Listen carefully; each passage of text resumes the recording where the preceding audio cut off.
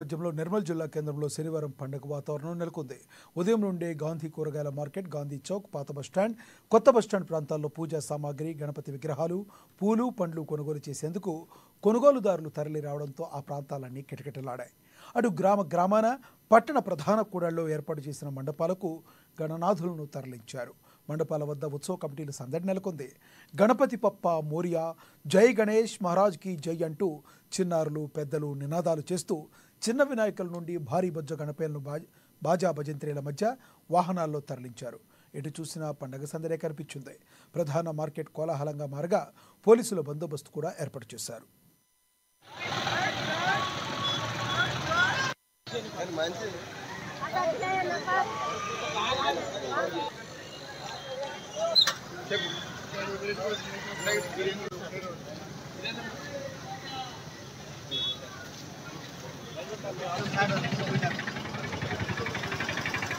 లేదమ్మా దేవుడి